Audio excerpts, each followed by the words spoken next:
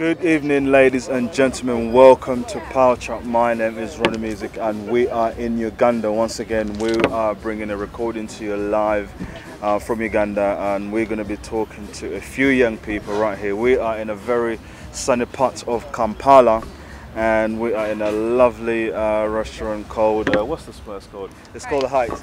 The Malaika Youth Book Club is run by a lady known as, young lady known as Agatha. And there's a total of 12 girls in this youth club. However, they plan on expanding this youth club. Their age group is 18-35, as I say, young ladies. At the moment, quite a lot of them are in the period for the exams. So we're just going to interview, the ones you see here. And we're going to get a personal opinion. Good evening, ladies and gentlemen. Good day, good night. I don't know what time it is for you wherever you are, but we are in once again in a very sunny, lovely Kampala town. And welcome to Power Chat. And we're going to be talking about, there's what you call a book club that is run by a very lovely young lady called Agatha. She will, give us a little insight on what the book club is all about. Welcome to Power Chat, and we'll bring this to you live, and we want to show you what people are doing here back home in Uganda. So let's show you guys what you guys can do where you are. You can all make a difference. Agatha, welcome. My name is Agatha Lois Gochalia. I run the Malaika Book Club here in Uganda. We're under the Malaika Youth Project in the UK that was started by Mr. Daniel Lutaya. And the motto for our book club is turning challenges into opportunities as a team. And basically we do read books, like the books you see here. Mr. Danny sends in books and then we read as a group, and then we come back in our next meeting and we discuss what we've read. We do discuss the books, and then we're going to be joining competitions, writing competitions, reading competitions, but those are in the plans that we have. We also have a plan of opening up an account to help us save money to start up a business as the youth. Yeah, basically that's what we're interested. You come, you register with us. We have a membership form, though I didn't carry it today. So you register and you join us. You become one of us. Okay, how do people sort of know about, is it more word of mouth? How do they know about the youth book club? We have a website. And we have a Facebook page where we keep inviting in people. We send invites to people, and then we let people know about it when we ask them to visit the website, and then they get to know about it. Then if they're interested, they'll come and register. Okay, fantastic. Agatha, obviously, you said 12 girls in the. Yeah, so far we're only 12 girls. Okay, how about getting the boys involved? Is it just a girl thing, or is it just it's a reading? Most cases, it's a challenge to the boys to read. Yeah. It's a very big challenge. So, if there are any boys who are interested, they're very few, and I haven't reached out to some boys. I knew it was going to be easier to reach out to the girls. Then after we settle the club, then we'll invite in the boys. Okay. Yes. What type of obviously we can see some of the books that are being collected here.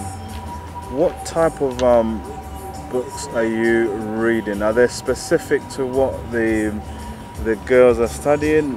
Maybe maths or English, or is it just to improve your vocabulary or reading or writing? It's to improve vocabulary, reading and writing, and then you read about different stories, so you get to widen up your mind. You get to think about different things as you're growing up. So. Well, I'm going to ask you a simple question. Out of all the books you've read, what book has taken your imagination? There is a book, it's not here, but it's called the It Girl. The It Girl? Yeah. All right, just give us a little synopsis of what is it? It's about it's about high school, joining a new school. Would you find, but it's a school for the noble, should I say the rich kids? Okay. Yeah. Okay. So how you can fit into the society. Well, I'm hoping that you know, you can at least get some authors from some of the guys that come to read your books at the book. Shida, Yes, welcome. thank you. People don't know what's going on behind the scenes, you know, it's like we're all over the shop. Shida, how did you find the book club and how is it useful to you as a young lady? Actually, I find the book club interesting, whereby I've been able to picking up with some issues like building up my character. Actually, I wasn't into much of reading, but I find myself picking up the interest because of my friends. And actually, it's something encouraging via girl life, whereby we find ourselves seeking advice from each other, whereby it's really useful. Like you find someone giving you good advice where there is something like a problem. So The challenge of finding a job, are you looking for work or you're just, you know, waiting for the opportunity? I'm looking for work before finishing university. It's very hard because most people want people who are qualified for the job. So it's very hard to get a job before finishing your university. And if to get a job, most bosses prefer using girls before getting their job. So it's very And hard. my dad was like, okay, is it a girl?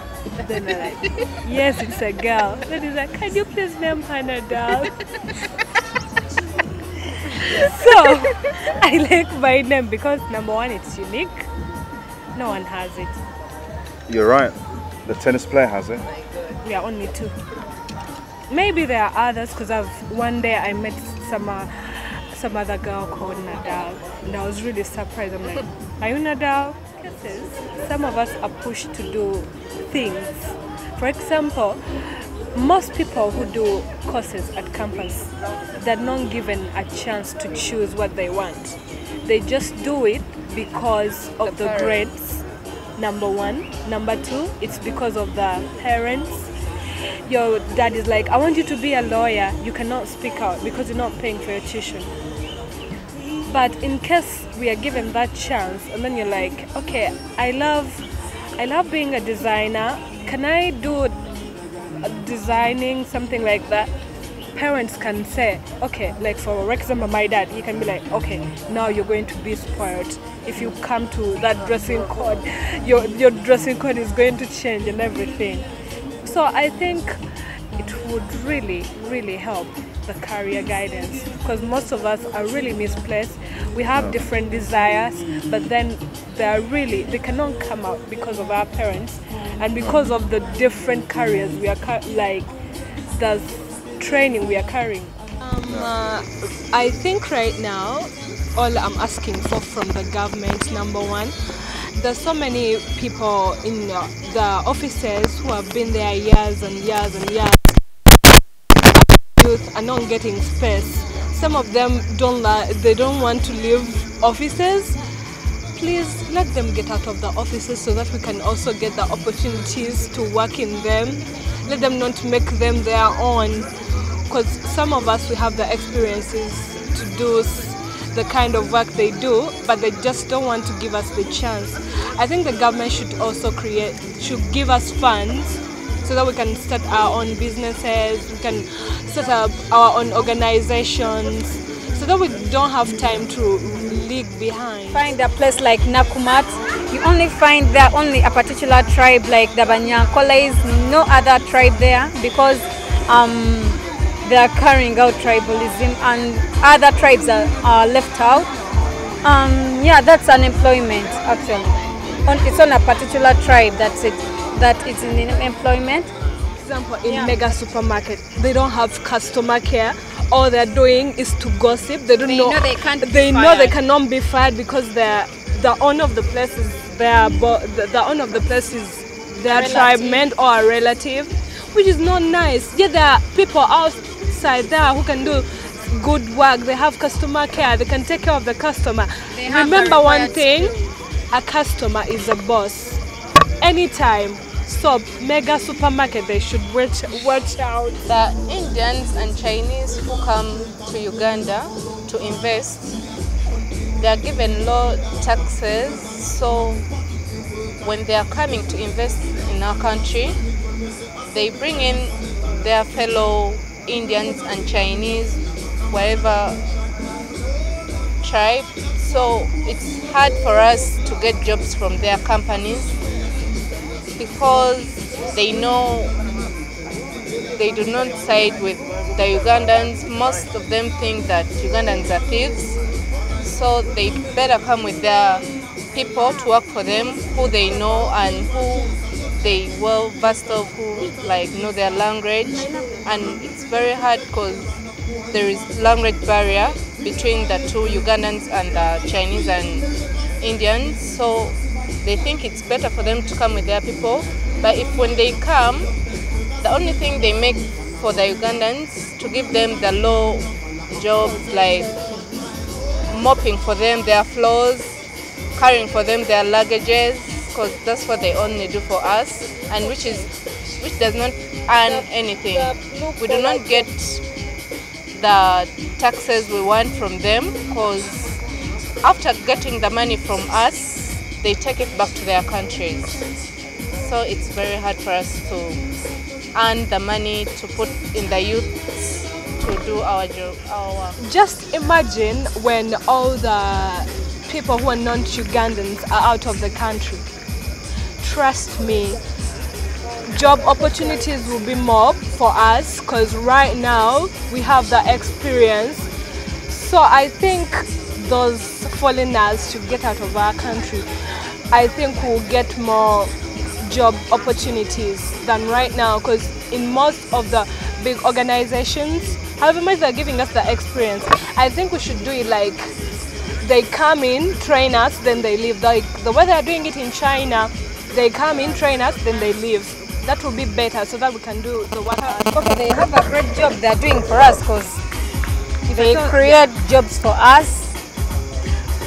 They create jobs for us, and they are better than these Africans we are with, the Ugandans. These whites will give us jobs, although they are blue-collar jobs. Yeah, people get some income. I want to talk about the job opportunities given to the youth. Yes, we do get international investors, international companies coming in here, but the youths have a very low opportunity. They have a very low chance of getting a job in those big companies that come to invest in here. And then we need the youths to be, at least let them give them some opportunities to work there. They earn some skills from them, because we are the future of the world. And if we don't get the skills and if we don't get the chance to work into the big companies, meaning those companies will die with their owners. They won't die they won't have to grow with the youths. They won't have to grow to the future because they don't give the youths to take a chance to learn and keep the companies going. Adding on to what Rhoda has just said, she talked of the foreigners coming in and they offer job opportunities. What I know, what I've heard people talk about, the rumor in the newspapers, what people keep complaining about, yes, they do get the jobs, but they're being exploited. They do a lot of work, they never get offs, they don't get any holidays, they don't earn the same salaries as the big people in the offices, as the people who go in those offices, the big offices. They are the fellow foreigners, not the people, not the youths or the Ugandans or the Africans here. So when she says they give us job opportunities, but then being exploited with very little pay, and you don't get time for holiday. And the rumor has it that also those foreigners, the Indians, it's been all over the news, they use the young people, mostly the girl youths. They use them, and also homosexuality has come in, yeah. So the men, they use the male youths to go into the homosexuality the homosexuality part of it, and then for those who don't use the male to go into the homosexuality sector, then they use the girls. They rape them. Besides raping them, I don't know, they kind of talk them into sex at a tender age, which is not good at all. So when you talk of job opportunities and you're exploiting me, and then you're taking away all, you're violating me. I'm not going to be your sex worker, and then I be expected to be your employee with little pay. I don't think that's what we need from the foreign companies or from the foreign people who come in here. We need to have some dignity, some respect. We need to have some. Okay, me, I'm suggesting the group to help us. Like me, I'm not a good reader. I don't like reading, but I'm encouraging the group leader to help us read more and understand more about the book, and then to encourage us, also tell us more things about the youth, because they face many challenges, like for example, I should say body challenges, because you may, like me, I don't want to date, but people are like, you have to date. So in this group, I know it will help me out. They'll teach me all that. And then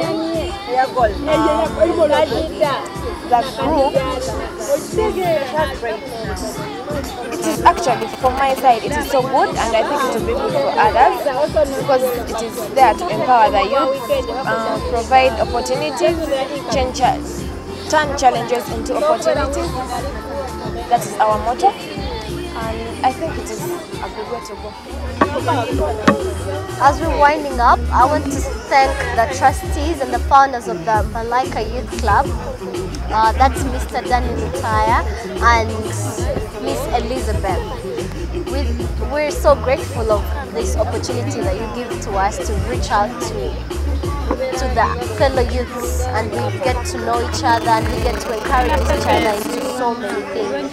And then I also want to thank the cameraman, Mr. Ronnie. We're so grateful for this day, and we thank you for your time. Yeah.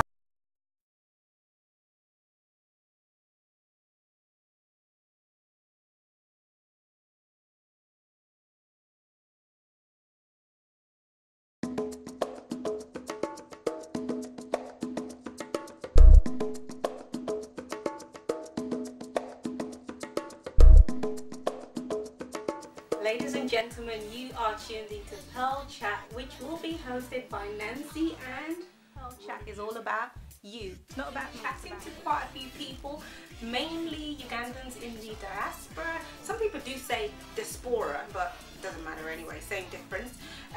Talking about Uganda, Ugandans in Uganda, about Uganda, but we would like to hear from Ugandans all over the world. We'll be chatting to Ugandans in America. China. Well, where did that come from? China? Is there Ugandans in China? There must be Ugandans. China. Things are going wrong. I know there's Ugandans in Nigeria. There's Ugandans wherever you go. There are Ugandans in Russia. The Ugandans there's Ugandans everywhere. So why are you running off for your country? Go back to your country. My munners, where are you? Soon. Stay tuned to this TV show called Pearl Chat. Pearl Chat.